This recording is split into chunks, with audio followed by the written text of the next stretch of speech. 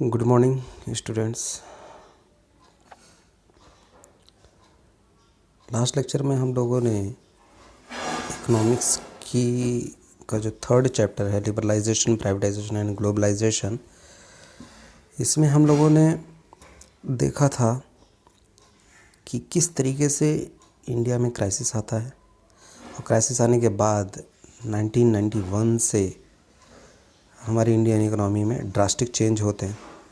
कुछ rules regulation change किए जाते हैं और वो भी किसके सजेशंस पर, तो वो IBRD या आप कहें वर्ल्ड बैंक, IMF, इनके द्वारा सजेस्ट किया जाता है। तो उन्हीं की सजेशन पर इंडियन गवर्नमेंट एग्री हो जाती है कि वो लिबरलाइजेशन और अपने इकोनॉमिक रिफॉर्म को वो बनाएगी और न्यू इकोनॉमिक पॉलिसी लेकर के आएगी। तो उन्होंने थ्री स्टेप्स लिए थे। एक तो लिबरलाइजेशन किया, प्राइवेटाइजेशन किया, ग्लोबलाइजेशन किया। आज उसमें से हम एक स्टेप पढ़ेंगे, वो है लिबरलाइजेशन। ठीक है, तो देखते हैं। मैं आप लोगों को समझाता चलूँगा, थोड़ा थोड़ा रीड भी करता चलूँगा, जिससे कि आपका कंसंट्रेशन बना रहे, जैसा कि मैंने प्रीवियस लेक्चर में बताया भी था। तो अभी हम क्या करेंगे कि मैं इसको थोड़ा सा पढ़ता चला जाऊँगा और आपको इसकी मीनिंग जो है वो समझाता चला जाऊँगा। क्योंकि MCQs के लिए इन डेप्थ नॉलेज लेना थोड़ा ज़रूरी है। अगर मैं ओवरव्यू आपको दे दूँ वैसे ही, तो हो सकता है MCQs आपके छूट जाएं।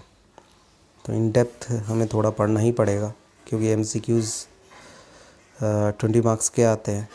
और ये आपको पता है ही कि अभी पिछले साल से नया सिलेबस आ गया है, तो उसमें 20 मार्क्स के MCQs ही डाल दिया है। MCQs fill in the blanks किसी भी फॉर्म में 20 मार्क्स का रहेगा क्वेश्चन। तो चलिए आज का मुद्दा स्टार्ट करते हैं। Liberalisation, as pointed out in the beginning, rules and laws which were aimed at regulating the economic activities became major hindrances in growth and development। हमारी जो इकोनॉमी की जो ग्रोथ और डेवलपमेंट थी, उसमें जो रुकावटें डाल रहा था, वो डाल रहा था रूल्स एंड लॉज जो भारत में बनाए गए थे। तो liberalisation was introduced to put an end to these restrictions and open various sectors of the economy. और लिबरलाइजेशन ने क्या किया, इन्हीं सारे सेक्टर्स को, इन्हीं सब को रिस्ट्रिक्ट किया, यानी कि ये जो रिस्ट्रिक्शंस थी इनको बंद किया और अपनी इकोनॉमी को उसने क्या किया, ओपन कर दिया।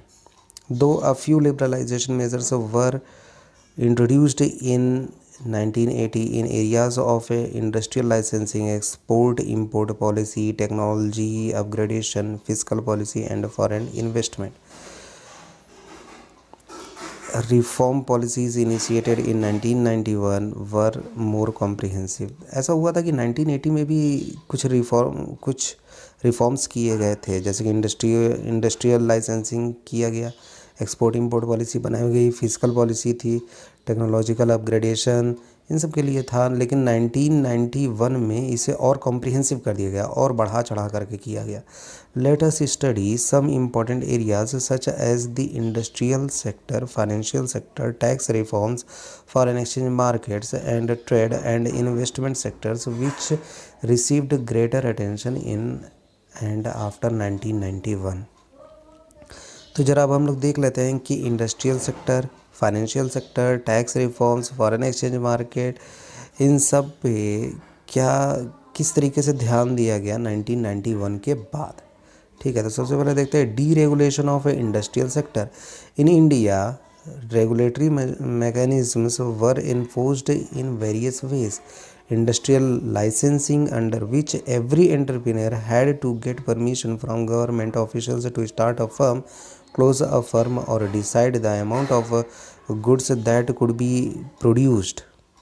यानी कि deregulation of industrial sector में कुछ रूल्स रेगुलेशन में चेंजेस किए गए। पहला change, industrial licensing under which every entrepreneur had to get permission, यानी कि हर एक एंटरप्रेन्योर को क्या होना पड़ता था, गवर्नमेंट से परमिशन लेनी पड़ती थी कि जब भी वो फर्म स्टार्ट करते थे या क्लोज़ करते थे या डिसाइड करते थे कि कितना अमाउंट वो प्रोड्यूस करें। Private sector was not allowed. और क्या होता था कि प्राइवेट सेक्टर को कोई वो अलाउ नहीं था कि not allowed in many industries, यानी कि कुछ ऐसे सेक्टर्स थे जहाँ पर प्राइवेट सेक्टर नहीं जा सकता था, वहाँ पे सिर्फ और सिर्फ गवर्नमेंट सेक्टर ही काम कर सकती थी। Some goods could be produced only in small scale industries, कुछ गुड्स स्मॉल स्केल इंडस्ट्रीज़ के लिए ही में ही प्रोड्यूस किए जाते थे। अब fourth, controls on price fixation and distribution of selected industrial product, और प्राइस फिक्सेशन में भी गवर्नमेंट का ही कंट्रोल था। हाँ, and distribution of selected industrial product, और कुछ सेलेक्टेड प्रोडक्ट पर भी उसी का ही गवर्नमेंट का ही कंट्रोल था। तो the reform policies introduced in and after 1991 removed many of these restrictions। तो ये सारी जो 4 तरीके की रिस्ट्रिक्शंस थी ना, ये सारा कुछ 1991 के बाद क्या कर दिया गया, हटा दिया गया।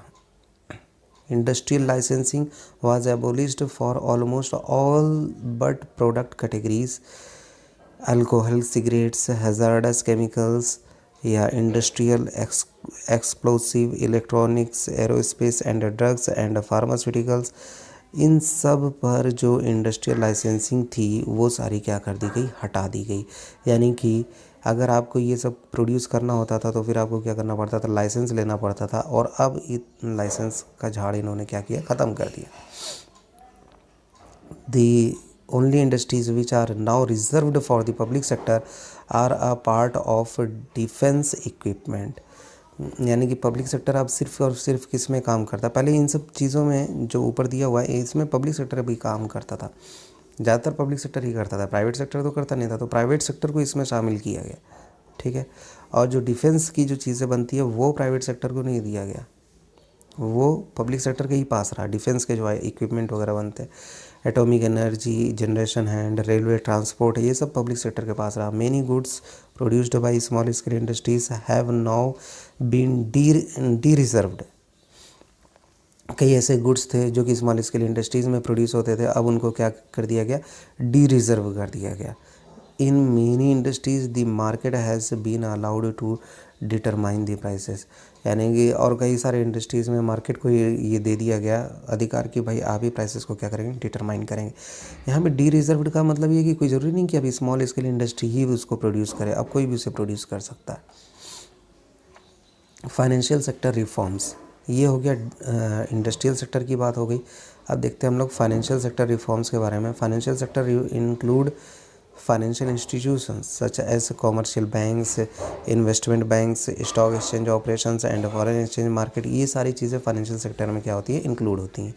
The financial sector in India is regulated by the reserve bank of India. यानी कि जो फाइनेंशियल सेक्टर है उसको कौन रेगुलेट करता है, उसको आरबीआई रेगुलेट करती है।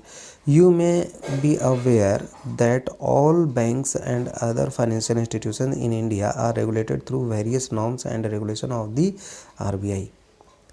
आपको ये जानकर बड़ी खुशी होगी या आपको ये पता होगा कि जितने भी फाइनेंशियल सेक्टर की या फाइनेंशियल इंस्टीट्यूशन या बैंकिंग सेक्टर का जो जितने भी नॉर्म्स वगैरह है, रूल्स रेगुलेशन है, वो कौन बनाता है, वो आरबीआई बनाता है। तो आरबीआई ही डिसाइड करता है the amount of money that the banks keep with themselves. RBI decide करता है कि कितना पैसा वो अपने बैंक अपने पास रखेंगे। फिक्स्ड इंटरेस्ट रेट भी आरबीआई ही फिक्स करता है, कोई छोटे मोटे ये जितने कॉमर्शियल बैंक्स हैं ये नहीं फिक्स करते।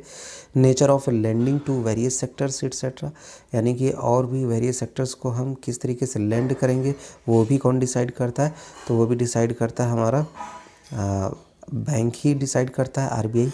One of the major aims of a financial sector reforms is to reduce the role of RBI from regulator to facilitator of financial sector.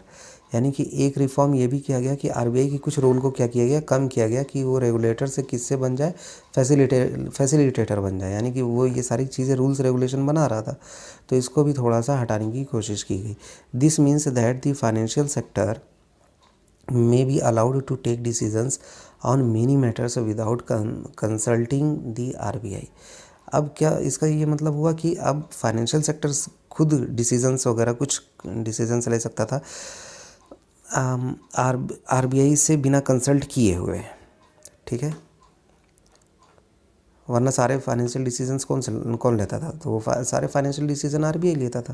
लेकिन इस रिफॉर्म से ये हुआ कि कुछ डिसीजंस तो भाई फाइनेंशियल इंस्टीट्यूशंस ले ही सकते हैं, फाइनेंशियल सेक्टर ले सकते हैं, आरबीआई से कंसल्ट करने की ज़रूरत नहीं है। The reform policies led to the establishment of a private sector banks Indian as well as foreign. Foreign investment limit in banks was raised to around 50%, यानी कि फॉरेन इन्वेस्टमेंट कितना हो गया, limit in banks was raised to around 50%, 50% तक इसको raise कर दिया गया। Those banks which fulfil certain conditions have been given freedom to set up new branches without the approval of the RBI and rationalize their existing branch network। और कुछ ऐसे नए banking sector में क्या हुआ कि बैंकिंग सेक्टर बिना approval के आरबीआई के वो क्या कर सकते थे, कुछ नए ब्रांचेस अपने खोल सकते थे। ठीक है, those banks have been given permission to generate resources from India and abroad, certain managerial aspects have been retained with the RBI. अब बैंक क्या करने लगे, काम करना शुरू किए और उन्होंने इंडिया से अब्रॉड से पैसा कमाना शुरू करा, तो certain managerial aspects have been retained with the RBI, यानी कि कुछ ऐसे मैनेजरियल एस्पेक्ट्स निकल के आए जो कि सिर्फ और सिर्फ आरबीआई के पास ही थे, to safeguard the interest of the account holders and the nation.